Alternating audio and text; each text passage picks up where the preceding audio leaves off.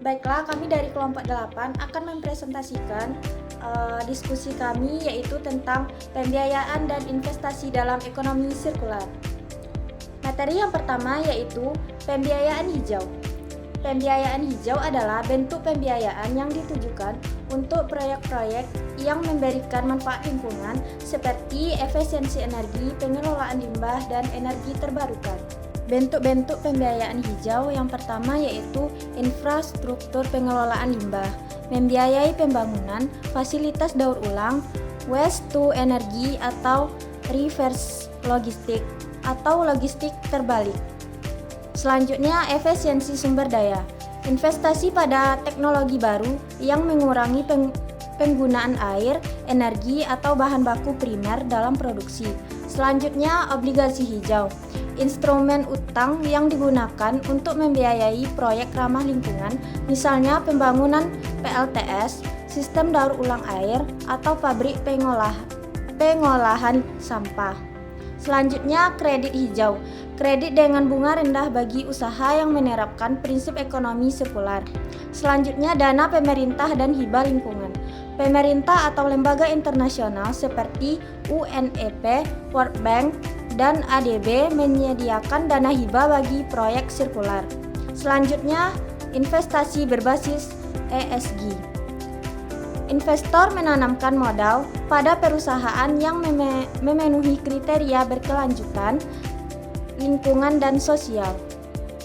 Baiklah, saya akan menjelaskan materi selanjutnya, yaitu terkait dengan investasi berkelanjutan. Investasi berkelanjutan adalah penanaman modal pada proyek, perusahaan atau sektor yang tidak hanya mengejar keuntungan finansial, tetapi juga mempertimbangkan dampak lingkungan dan sosial jangka panjang. Investasi berkelanjutan ini adalah pendekatan investasi yang lebih luas, tidak hanya mempertimbangkan keuntungan finansial, tetapi juga lingkungan, sosial, dan tata kelola. Untuk selanjutnya yaitu karakteristiknya. Yang pertama, berfokus pada model bisnis sirkular seperti recycling, remanufacturing, product as a service, dan sharing economy. Yang kedua, mendorong inovasi pada desain produk, teknologi daur ulang, dan efisiensi energi. Selanjutnya, memberikan return jangka panjang yang stabil karena didukung oleh tren keberlanjutan global. Mungkin itu materi saya. Untuk selanjutnya akan dilanjutkan oleh rekan saya. Selanjutnya yaitu kriteria perusahaan yang dicari oleh investor. Yang pertama, yang bisa mengelola risiko.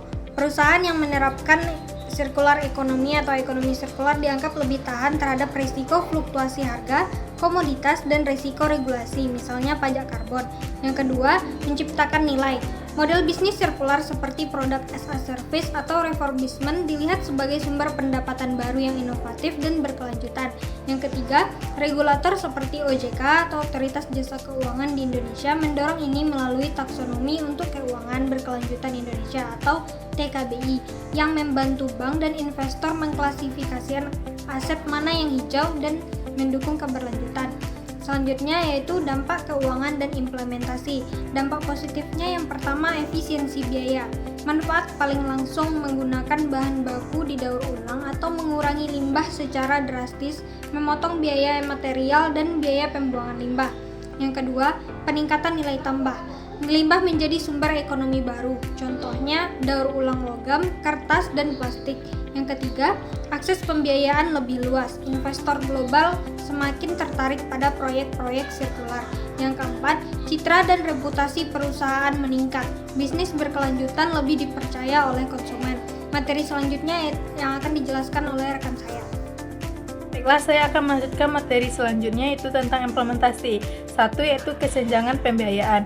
2 yaitu biaya awal tinggi, di mana investasi teknologi sirkular masih mahal di tahap awal.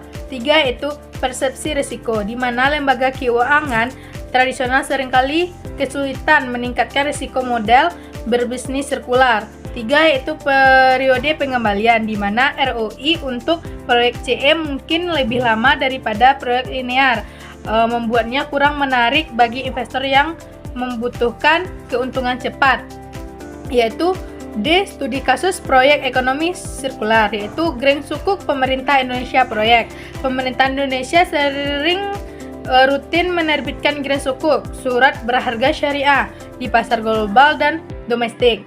Pembiayaannya yaitu sejak 2018, Indonesia telah mengumpulkan lebih dari 6 miliar US dollar melalui instrumen ini. Implementasi dan dampaknya itu, dana tersebut secara eksklusif digunakan untuk membiayai ulang proyek-proyek hijau sejumlah besar dari dialokasikan ke pilar-pilar CE seperti pengelolaan limbah berkelanjutan, efisiensi energi, dan transportasi bersih. Misalnya yaitu infrastruktur kereta api. Ini adalah contoh sukses penggunaan green finance skala Marco. Mungkin itu saja presentasi dari kelompok kami. Saya ucapkan Assalamualaikum warahmatullahi wabarakatuh.